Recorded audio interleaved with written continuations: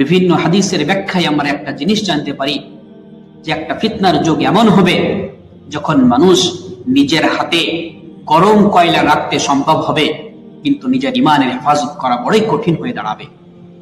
এমন একটা ফিতনার যুগ হবে সেটা আমি আপনি হয়তো ভাবছি এই ফিতনাটা হয়তো সারা বিশ্বে যেভাবে মুসলিমদের উপর অন্যায় অত্যাচার নিপীড়ন নির্যাতন চলছে, এর কারণ হয়তো আমরা ইমান হয়তো হারা হয়ে যাব, আমরা ইমানকে টিকিয়ে রাখতে পারবো না।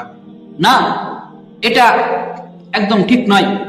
কারণ ইতিহাসে এমন একটা সাক্ষী, এমন একটা ঘটনা নাই যার অন্তরে যাররা পরিমাণ ইমান রয়েছে, সে কোনোদিন বিপদ দেখে, সে কোনোদিন ভয় দেখে, সে কোনোদিন সামনে শত্রু দেখে সে এটা বলেনি যে আমি আজ থেকে ইমানকে ছেড়ে দিলাম, তোমাদের ধর্মের হয়ে গেলাম।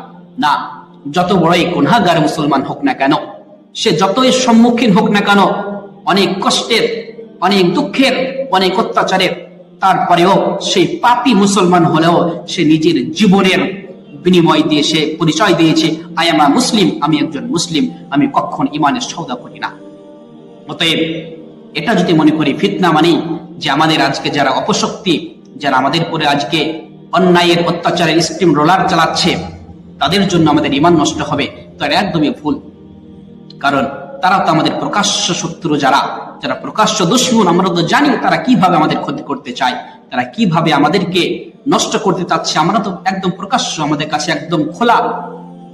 কিন্তু যারা আমাদের মধ্যে থেকে, যারা আমাদের হয়ে আমাদের মতো কথা বলে, আমাদের মতো চলে, যারা আমার আপনার মতো সাধারণ জনগণের ইমানকে নষ্ট করতে চাচ্ছে, তাদের থেকে বড়ই ভয়, তারা হচ্ছে বড় ভয়ানক। কারণ তারা আমার বন্ধু, তারা আমার ভাই, আমার সঙ্গে একসঙ্গে খাচ্ছে, একসঙ্গে ঘুরছে, একসঙ্গে কথা বলছে, একসঙ্গে নামাজ পড়ছে, তারপরেও তারা আবার আপনার ইমানকে নষ্ট করে দিচ্ছে। এইরকম অনেক সংগঠন আজকে দেশে দেশে ঘুরছে। যেমন ধরুন একটা আহমদিয়া, যারা নিজেকে বলে কাদিয়ানি, শাকিল বিন হানিফ জানি, এইরকম অনেক সংগঠন আছে যারা আমাদের মধ্যে থেকেই আমাদের ইমানকে লুটিয়ে নেওয়ার চেষ্টা করছে। তারা বলে যে তোমরা আমাদেরকে কেন কাফের বলো, তোমরা আমাদেরকে কেন কাফের বলো, আমরা তো তোমাদের মতো, আমরা তো তোমাদের মতোই নামাজ পড়ি, আমরা তো তোমাদের মতোই কোরআনকে মানি, আমরা তোমাদের মতোই নবীকে মানি। বাহ্যিক ভাবে তো তারা অবশ্যই তারা আমাদের মতোই নামাজ পড়ে, আমাদের নামাজ তাদের নামাজ, আমরা যাকে নবী মনে করি তারাও তাকে নবী বলে। বাহ্যিক ভাবে তাদের কোরআন আমাদের কোরআন, আমরা যাকে কোরআন বলি তারাও তাকে কোরআন বলে, আমরা যাকে রব বলি আল্লাহকে, তারাও আল্লাহকে রব বলে, আমরা যেখানে হজে যাই তারাও সেখানে হজে যায়। বাহ্যিক ভাবে তো সবই এক চুল পরিমাণ কিচ্ছু আলাদা নাই। 100% তারা নিজেকে মুসলিম বলে পরিচয় দিবে। বাহ্যিক ভাবে এটা মনে হয়। তো তারা একটাই প্রশ্ন করে, তোমরা আমাদেরকে কেন কাফের বলো, তোমরাও যা করো আমরাও তো তাই করি, তাহলে আমরা কাফের কেন হলাম? আহারে মুসলমান, আর তাদের এই সামান্য যুক্তিতেই আমার মতো আপনার মতো সাধারণ জনগণ পাগল হয়ে গিয়ে মনে করে আহারে সত্যি তো ভালো কথা বলছে এরা তো পার্থক্য কিচ্ছু নাই, তাহলে এরা কাফের কেন হতে যাবে?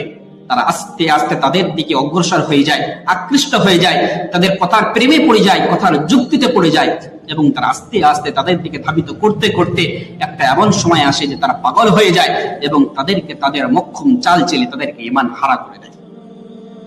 এই জন্য আমি আপনি কতটুকু কোরআন বুঝি, তারা যেটা বলবে, আমি তো কিচ্ছু জানি না ধর্মের বিষয়ে, তারা যেটা বলবে সেটাই তো আমাকে ভালো লাগবে।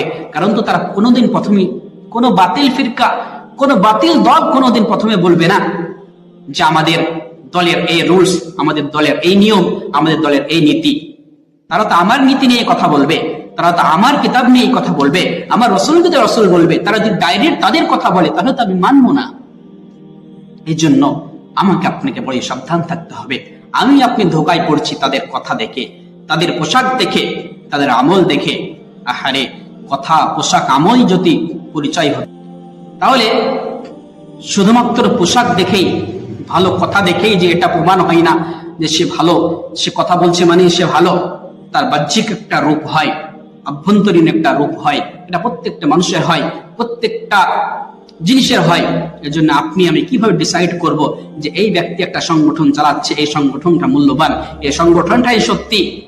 সে তার বাহ্যিক রূপ দিয়ে আপনাকে দেখাবে, তার গোপন আভ্যন্তরীণ রূপ তো আপনাকে আমাকে দেখাবে না। তার আভ্যন্তরীণ রূপ তখন দেখাবে যখন আমি তার সংগঠনের সঙ্গে সম্পূর্ণরূপে সহমত পোষণ করব, তখনই না সে হাতিয়ার চালাবে যে হাতিয়ারের জন্য তারা সে সংগঠন তৈরি করেছে। এই জন্য আমার মুসলমান ভাইরা, ইমানকে ঠিক রাখা বড়ই মুশকিল, ইমানকে ঠিক রাখা বড়ই মুশকিল। আমি আপনি যেহেতু সঠিকভাবে জানি না, এজন্য আমাকে চেষ্টা করতে হবে আমার ইমান যেন ঠিক থেকে যায়, আমার ইমান যেন কোনো মতে নষ্ট না হয়। আজকে বেঈমান ইহুদি, নাসারা, খ্রিস্টানরা এরা চেষ্টা করবে যে মুসলিমদের ইমানকে কিভাবে নষ্ট করা যায়, তাদের সেই সমস্ত যুবকদের ইমানকে কিভাবে নষ্ট করা যায়, তারা লেগে আছে আমাদের পিছনে, তারা তাদের মতো কাজ চালিয়ে যাচ্ছে।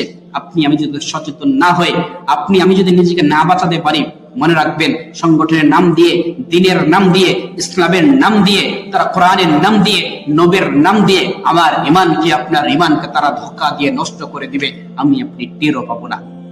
এই জন্য আমাকে আপনাকে সচেতন হতে হবে, আমাকে আপনাকে সচেতন হতে হবে এবং বুঝতে হবে, সঠিক প্রতি আমল করতে হবে। এই জন্য বলবো যে আপনারা সকলেই সচেতন হন, নিজে বুঝুন, নিজের সন্তানদেরকে বুঝান, নিজের ছেলে মেয়েকে আপনারা দিনের শিক্ষা দিন ছোট থেকে, তাদেরকে ঈমান হারা হতে দিবেন না।